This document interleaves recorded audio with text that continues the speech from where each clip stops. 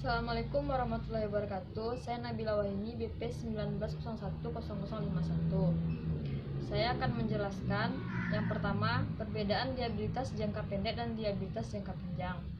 Liabilitas jangka pendek adalah liabilitas yang dapat diharapkan untuk dilunasi dalam jangka pendek, biasanya 1 tahun atau kurang dari 1 tahun. Biasanya terdiri dari utang pembayaran, utang dagang, utang gaji, utang pajak, dan sebagainya. Pendapatan ditangguhkan, bagian dari hutang jangka panjang yang jatuh tempo dalam tahun berjalan. Obligasi jangka pendek, misalnya dari pembelian peralatan. Kalau liabilitas jangka panjang, liabilitas yang penyelesaiannya melebihi 1 periode akuntansi, yaitu lebih dari 1 tahun. Biasanya terdiri dari utang jangka panjang, obligasi pensiun. Yang kedua, menjelaskan contoh liabilitas jangka panjang. Pada tanggal 1 April 2015, PT Rinjani menerbitkan obligasi dengan nilai nominal 500 juta. Obligasi tersebut tertanggal 1 Januari 2015 dan jatuh tempo 1 Januari 2025. Tingkat suku bunga kupon obligasi adalah 6%, dengan bunga terutang tiap tanggal 1 Januari dan 1 Juli. Tingkat suku bunga efektif 6%, sama dengan tingkat suku bunga kupon.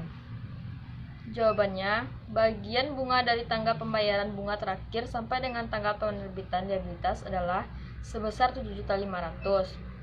Didapat dari 6% dikali 500 juta dikali 3/12 karena 3 bulan, April ke bulan Juli. Maka jurnal 1 April 2015, kas didebit 507.500.000, utang obligasi dikredit 500 juta, beban bunga 7.500.000. Beban bunga yang diakui pada tanggal 1 Juli 2015 adalah sebesar 15 juta. Didapat dari 6 dikali 500 juta dikali 6/12 karena terhitung dari 1 Januari sampai 1 Juli, 6 bulan. Maka jurnalnya 1 Juli 2015, beban bunga didebit 15 juta dan dikredit kas 15 juta.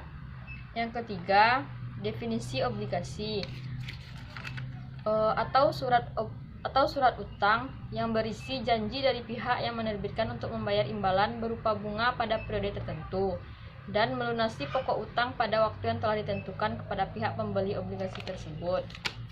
Yang keempat, jenis-jenis obligasi. Yang pertama, obligasi pemerintah, yaitu obligasi dalam bentuk surat utang negara yang diterbitkan oleh pemerintah RI. Kedua, obligasi korporasi. Obligasi berupa surat utang yang diterbitkan oleh korporasi Indonesia, baik BUMN maupun lainnya.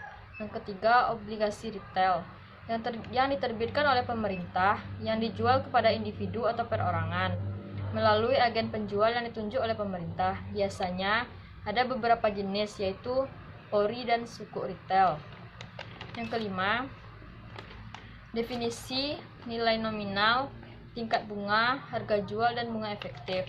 Nilai nominal adalah nilai pokok yang diperoleh si pemegang obligasi saat jatuh tempo. Kalau tingkat bunga atau kupon obligasi merupakan imbalan hasil yang diikut sertakan dalam nilai nominal dan wajib dibayar pada pemegang obligasi. Kupon ini dibayarkan secara periodik tertentu, misalnya setiap semester. Yang ketiga, harga jual atau nilai pasar. Harga jual beli obligasi tidak selalu sebesar nilai nominalnya. Besarnya harga ditentukan oleh tingkat bunga obligasi. Semakin besar bunga, harga semakin tinggi. Sebaliknya, semakin kecil bunga obligasi, semakin rendah harganya. Yang keempat, bunga efektif. Bunga efektif adalah perhitungan suku bunga yang mengacu pada sisa utang milik debitur. Jumlah uang yang disertakan setiap bulannya tentu akan berbeda. Namun bedanya hanya jumlah setoran bunga saja yang berbeda, sedangkan besar angsurannya tetap sama.